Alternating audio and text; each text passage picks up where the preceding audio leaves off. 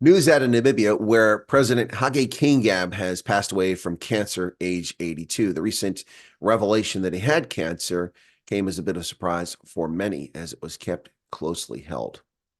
Geingob was the first prime minister of an independent Namibia from 1990 to 2002, and served as prime minister once again from 2012 to 2015 after he came back in from the cold, having been ousted from the senior ranks of Southwest Africa People's Organization, SWAPO, leadership.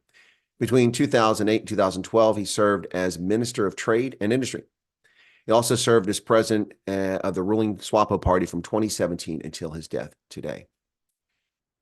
Geingob was a teacher. However, his opposition to the Bantu Education Act of 1953, enacted by South African authorities, led him to flee then Southwest Africa for Botswana, at the time still known as Bechuanaland, where he remained and was active with SWAPO until 1964.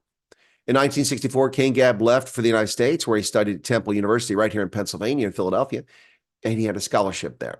He later earned a bachelor's degree from Fordham University in New York City in 1970 and a master's in international relations in 1974.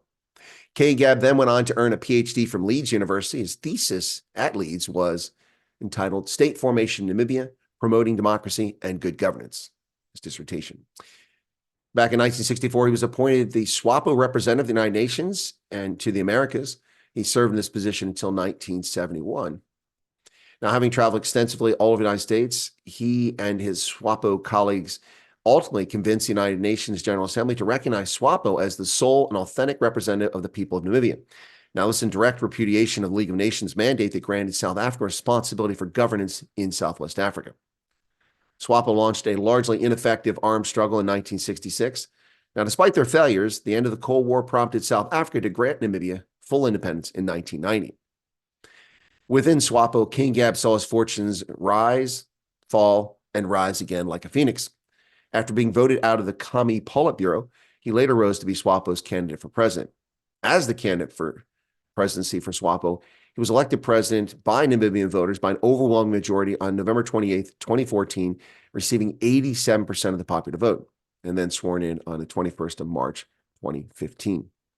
In November of 2019, the increasingly unpopular Hage Geingob was reelected with a record low 56.3% of the vote, having annoyed many voters in Namibia who were concerned about the persistent poverty and wealth disparity, not to mention some of the racist language and rhetoric of Hage Geingob.